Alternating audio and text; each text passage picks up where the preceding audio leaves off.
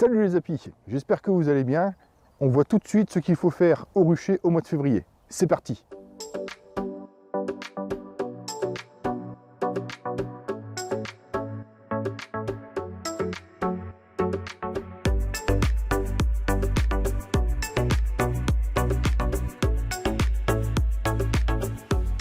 Février, l'hiver est encore bien lâche et l'apiculteur n'a pas grand chose à faire. Mais attention, pas grand chose à faire, ça ne veut pas dire ne rien faire.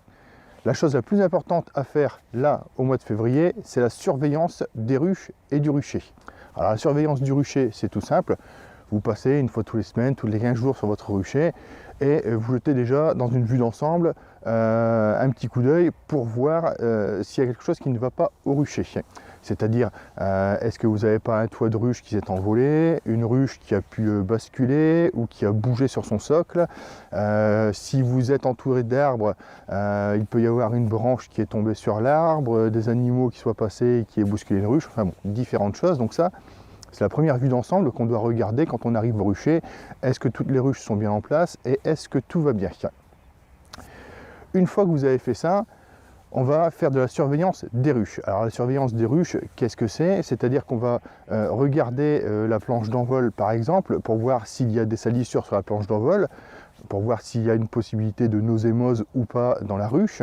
On va regarder également les abeilles mortes sur la planche d'envol. Alors s'il n'y a que quelques abeilles mortes sur la planche d'envol, pas d'inquiétude, cela est tout à fait normal puisque les abeilles en période hivernale ne prennent pas le temps d'évacuer les abeilles mortes ou les font tomber juste devant la ruche. Donc si vous avez une dizaine d'abeilles mortes sur votre planche d'envol, pas de stress, c'est pas la peine de s'alarmer en se disant ma ruche ne va pas bien, ma ruche va mourir. Non, c'est le cycle normal de la colonie. Il y a des abeilles qui meurent. Habituellement, vous ne les voyez pas en pleine saison puisque il y a les nettoyeuses qui les prennent et qui vont les évacuer. Sauf que là, en période hivernale, les nettoyeuses ne les évacuent pas, ou très très peu. Vous devez vous inquiéter si vous voyez beaucoup d'abeilles mortes sur la planche d'envol ou quand vous soulevez légèrement votre porte d'entrée de la ruche, vous avez un tapis d'abeilles mortes sur le fond de la ruche. Là, effectivement, il faut vous inquiéter. C'est qu'il y a un problème au niveau de la colonie et potentiellement la colonie est morte. Surveiller ces colonies ou ces ruches, c'est aussi venir par une belle journée de février pour voir l'activité de la ruche. Donc c'est-à-dire que dès qu'il va faire beau, aux alentours de 10-12 degrés, les abeilles vont sortir faire un vol de propreté ou encore mieux aller collecter du pollen par exemple. Donc lorsque vous venez et qu'il fait beau sur votre rucher, vous avez la possibilité de voir l'activité de la ruche et de là on va en déduire certaines choses concernant cette ruche. Si vous avez une belle activité de va-et-vient avec du pollen, pas de souci.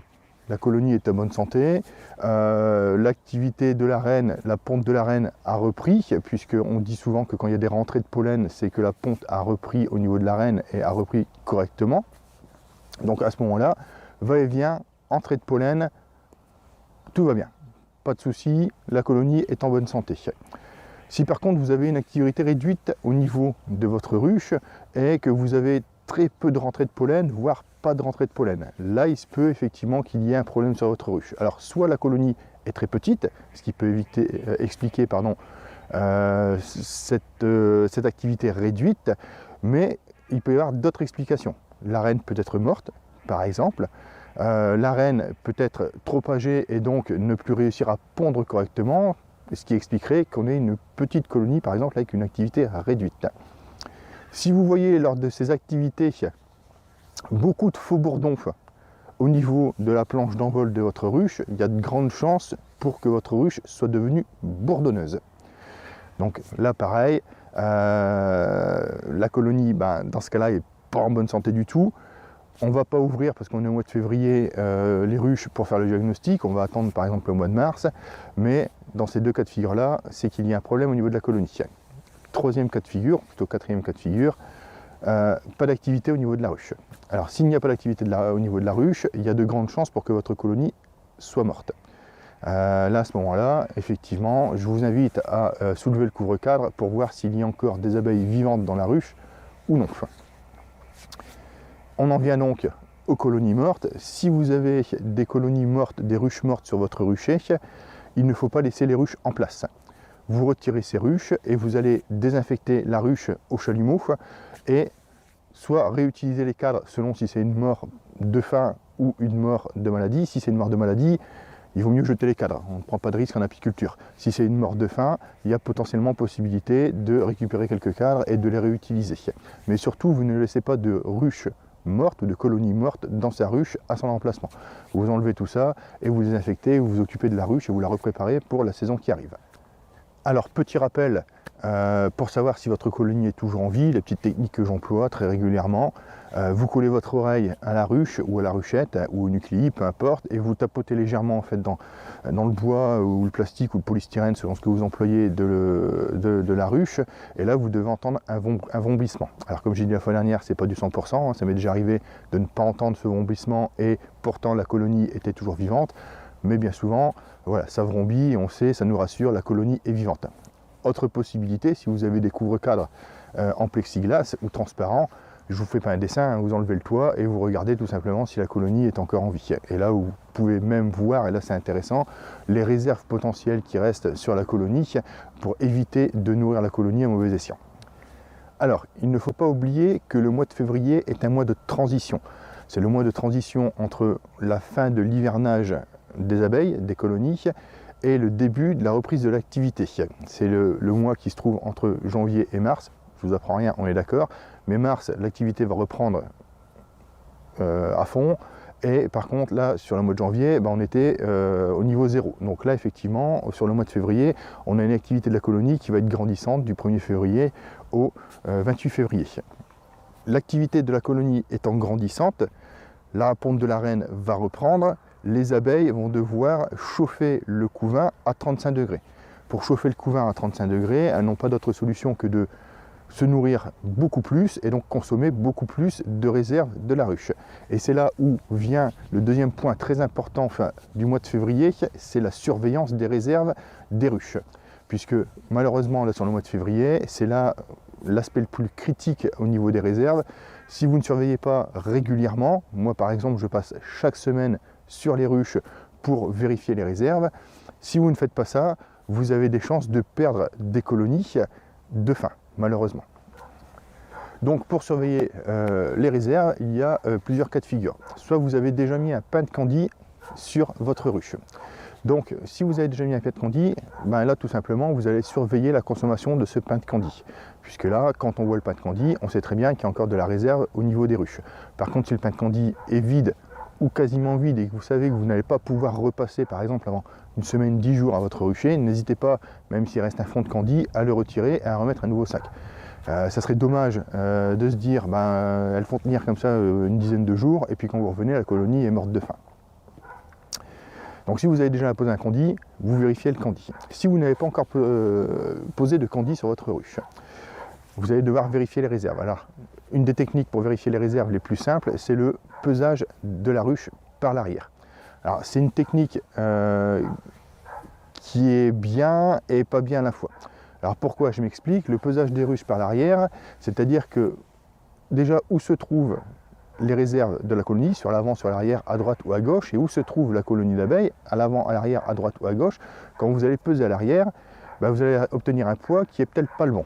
Donc en fin de saison, j'ai prévu de faire une vidéo là-dessus où je vais vous démontrer par A plus B que le pesage de la ruche, c'est pas forcément quelque chose d'exceptionnel. Ça vous permet d'avoir un suivi, mais c'est pas forcément quelque chose d'exceptionnel. Et pourtant, quelque part, c'est indispensable pour avoir un suivi de sa ruche. Donc c'est-à-dire que vous allez peser votre ruche par l'arrière, technique conventionnelle, et vous allez multiplier ce poids de ruche par 2. Alors je ne vais pas vous donner un poids limite à respecter au niveau de la ruche pour se dire là elle va mourir de faim. Il y a un calcul à faire. Tout simplement parce qu'une ruche qui a été hivernée sur 6 cadres ou une ruche qui a été hivernée sur 9 cadres, déjà on ne part pas avec le même poids de départ. Et donc comme on ne part pas avec le même poids de départ, on ne peut pas arriver avec le même poids à la fin. Logiquement, la ruche de 6 cadres devrait être plus légère et la ruche de 9 cadres plus lourde.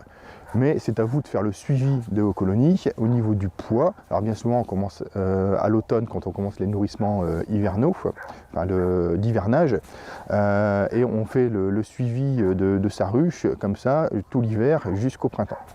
Donc là vous pesez par l'arrière votre ruche, vous multipliez ce chiffre par 2 et là après vous en déduisez si vous devez ou non nourrir la ruche. Alors bien souvent on dit qu'il faut 20 kg pour une ruche pour que ce soit correct. Après je vous dis ça dépend du nombre de cadres, de la grosseur de la colonie, enfin de plein de choses. Donc c'est pour ça qu'il faut vraiment faire un suivi en amont à partir de l'automne jusqu'au printemps du poids des ruches. Donc là, si vous êtes en dessous du poids que vous êtes fixé pour dire ma colonie a encore de la réserve, il faut mettre un candie.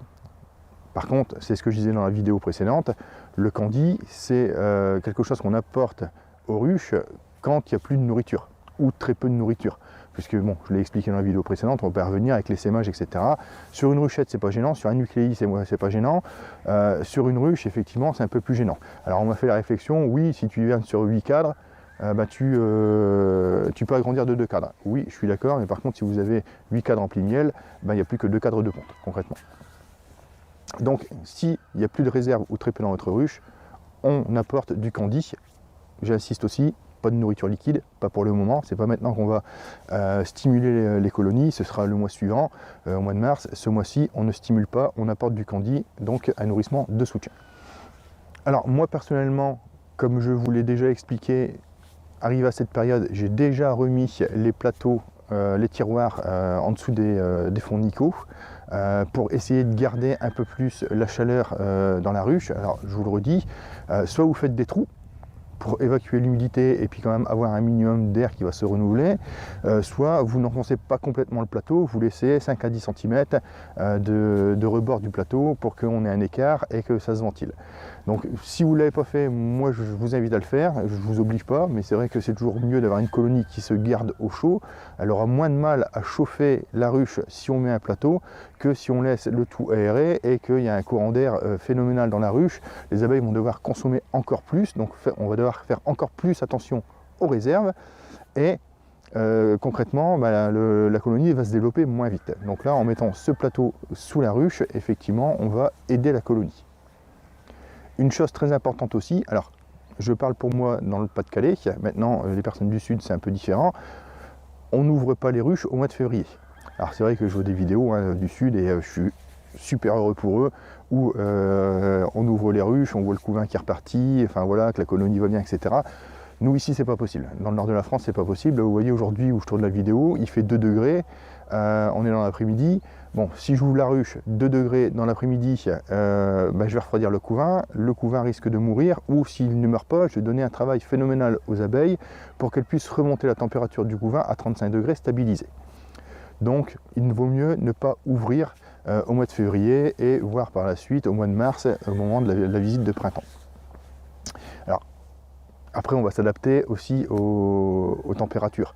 Là aujourd'hui il fait 2 degrés et je ne peux pas ouvrir. Maintenant si on a un mois de février exceptionnel où on a régulièrement 15 degrés chaque jour, bon effectivement on pourrait imaginer ouvrir les ruches dans le Pas-de-Calais. Mais là aujourd'hui à l'heure où je parle, on est encore en plein hiver, il fait froid, donc on n'ouvre pas les ruches. Et ça c'est très très important parce que là vous risquez réellement de faire mourir votre colonie. Alors qu'est-ce que j'entends dans on n'ouvre pas les ruches? On ne sort pas les cadres. Maintenant si vous ouvrez votre ruche pour mettre un pain de candie sur la tête des cadres et refermer, là il n'y a pas de souci. Par contre, on ne commence pas à faire une visite de la ruche. Et même quand vous mettez votre pain de candie, vous ne passez pas 10 minutes à regarder dans les interstices des cadres. Je suis content, je vois mes abeilles, tout va bien, etc. Non, vous jetez un rapide coup d'œil, vous posez le pain de candie, vous refermez. Concrètement, il faut que ça prenne entre 30 secondes et 1 minute maximum. Sinon après, effectivement, on va commencer à refroidir la colonie. Déjà, on la refroidit, mais là, on va la refroidir beaucoup plus. Le mois de février, c'est également le mois, pour ma part ici, des premières floraisons. Alors les premières floraisons que j'ai ici sont notamment le perce-neige et le noisetier. Alors le noisetier cette année, il est en avance depuis 3-4 semaines, donc c'est-à-dire qu'il est déjà en fleurs, pas mal. Ça m'inquiète un peu d'ailleurs, parce que on a eu des belles journées, le noisetier a fleuri, et puis là on est reparti sur du froid, donc les abeilles ne sortent plus et ne peuvent pas profiter du pollen, donc c'est un peu embêtant. Alors, ces premières floraisons, attention, ce ne sont pas des floraisons qui apportent du nectar, ce sont des floraisons qui apportent du pollen pour aider la colonie à repartir. Donc ne croyez pas que si vous avez 4-5 belles journées où vous voyez les abeilles sur les noisetiers et rentrer du pollen, elles rentrent du nectar aussi. Si elles en rentrent, c'est vraiment infime et elles ne rentreront pas assez de nectar pour faire survivre la colonie. Donc ne comptez pas sur une rentrée de nectar là au mois de février. pour pouvoir faire survivre la colonie. Donc voilà pour principalement ce que l'apiculteur a à faire au niveau du rucher et des ruches et des abeilles. Néanmoins, à côté de ça, on peut encore faire des choses. Alors, il y a tout le matériel à désinfecter, il y a tout le matériel à préparer pour l'année qui arrive, la saison qui arrive, puisque là, on est sur le mois de février, qui est encore relativement calme, on est plus sur de la surveillance, comme j'ai dit au départ de la vidéo, mais on est aussi en préparation du mois de mars et du mois d'avril qui arrive, parce qu'après, sur le mois de mars, on travaille avec du vivant, avec la nature, et on ne sait pas comment ça va. Ça peut démarrer très tôt, comme ça peut démarrer très tard, et si ça démarre très tôt et qu'on n'est pas prêt, le retard qu'on aura pris là au mois de février en ne préparant pas le matériel par exemple, sera très compliqué à rattraper sur le mois de mars, où là ça va être le plein boom, avec potentiellement des ruches qu'il va falloir visiter, des cadres à rajouter, enfin toutes les choses comme ça. Donc là, nettoyez votre matériel, préparez aussi des ruchettes, prévoyez les sémages. Alors c'est sûr que quand on essaye de faire du miel, on essaye de limiter les sémages, mais ça ne veut pas dire qu'il y a zéro essaimage. Donc c'est-à-dire qu'il vaut mieux avoir des ruchettes de prêtes au cas où on a une ruche qui essaime, ou comme pour ma part, moi je sais que je fais de la récupération d'essaims chez des particuliers ou via les pompiers quand je suis appelé, il faut toujours que j'ai 2-3 ruchettes d'avance de prêtes au cas où je suis appelé. Donc prévoyez l'essaimage, préparez 1 ou 2 ruchettes. Alors quand je dis 1 ou 2 ruchettes, tout dépend de votre cheptel. Si vous avez 2 ruches, prévoyez 2 ruchettes, voilà. Vous êtes tranquille, large, il n'y a pas de souci. Par contre, si vous avez 100 ruches et que vous prévoyez 2 ruchettes, ça risque de faire un petit peu juste. Donc faites attention quand même, essayez de calculer. Alors, quand je dis 1 ou 2 ruchettes, c'est calculer en fonction de vous ce que vous avez besoin. Essayez de calculer ça au mieux. Ensuite, pareil, vous pouvez commencer à préparer vos cadres, à cirer vos cadres. Parce que le jour où vous allez venir visiter au printemps pour voir les colonies, vous allez potentiellement avoir une colonie qui sera très forte, à laquelle vous allez devoir rajouter des cadres. Si elle est sur 8 cadres, passer sur 9 ou 10 cadres d'un seul coup. Si vous devez visiter la colonie, remettre la colonie, partir, cirer vos cadres, revenir, remettre vos cadres, bon, c'est un temps perdu phénoménal. Donc préparez-en quelques-uns à l'avance, toujours en fonction du nombre de ruches que vous avez. Essayez de calculer combien de cadres vous allez devoir rajouter dans vos ruches pour essayer d'avoir ces cadres prêts à l'avance. Si vous ne les rajoutez pas, ils sont en stock, vous les avez. Si vous les rajoutez, là vous allez gagner du temps. Pareil, si vous démarrez l'apiculture cette année, c'est le moment, et même les derniers mois, parce qu'après souvent les essaims vous les récupérez à partir de mi-avril, c'est le moment de préparer l'emplacement des ruches, de préparer les supports des ruches, de commencer à positionner ces ruches, de les peindre, enfin voilà, de terminer la préparation du rucher, terminer l'achat du matériel si vous ne l'avez pas fait, et si vous n'êtes pas formé, potentiellement vous inscrire à un rucher école pour pouvoir avoir vos abeilles et suivre la saison avec ce rucher école et donc obtenir les bases. Donc voilà les apis. Je pense qu'on a fait le tour sur tout ce qu'il y a à faire au mois de février au rucher, dans les grandes lignes bien sûr. Après, d'une région à une autre, ça change. D'un rucher à l'autre, ou de la manière de conduire ces ruches à une autre, ça peut effectivement se modifier. Mais là, je pense que sur les grandes lignes, on a fait le tour. Alors comme d'habitude, j'espère que la vidéo vous a plu. On n'hésite pas à s'abonner, un pouce bleu, on clique sur abonner, n'oubliez pas la petite cloche, comme ça vous êtes prévenu quand je sors une nouvelle vidéo. Et puis, on se voit pour une prochaine vidéo. Allez, salut les apis!